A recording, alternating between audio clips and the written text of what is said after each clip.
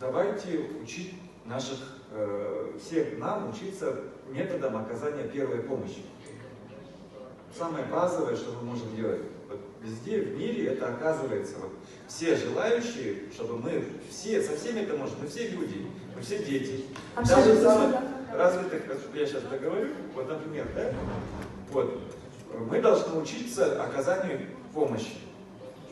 Мы должны развивать там службу спасения. Я, например, конечно, это из края вон выходящий случай. Мы сейчас не можем, например, организовать.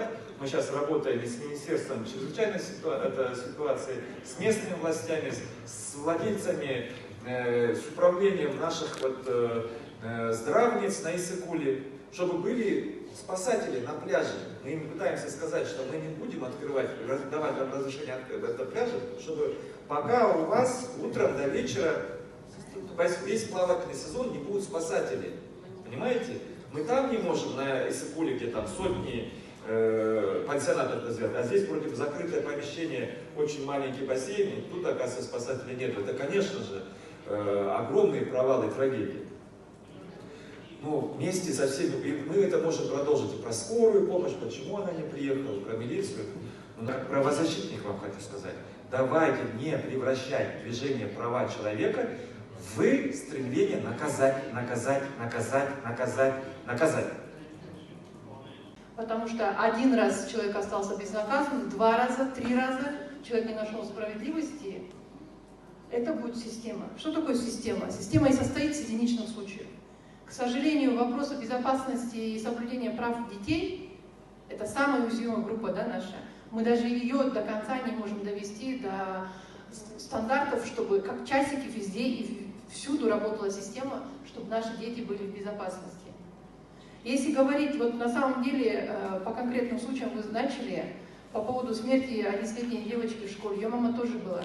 Говорить о том, что, знаете, самое легкое сказать, ребенок виноват. Ребенок больной, ребенок не посмотрел, ребенок не посмотрел там, правила безопасности. Вы знаете, там не было вскрытия. Говорить о том, к сожалению, причина смерти не была установлена надлежащим образом. Поэтому мама, которая потеряла ребенка, и пытается найти правосудие, пытается найти справедливость. К сожалению, техника безопасности – это стандарт, Леонид Долгоевич. Техника безопасности, что в аквапарке, техника безопасности в школе, техника безопасности на Иссык-Куле, техника безопасности везде, в автобусе, в троллейбусе, где бы ни находился ребенок, это стандарт, это система. Это техника безопасности. А кто за технику? Вот, извините еще раз. Конкретные единичные случаи, к сожалению, формируют безнаказанную, безответственную систему. О ней мы и говорим. Мы не можем до настоящего времени, к сожалению, обеспечить безопасность на системном уровне наших детей. Поэтому возникают эти кейсы.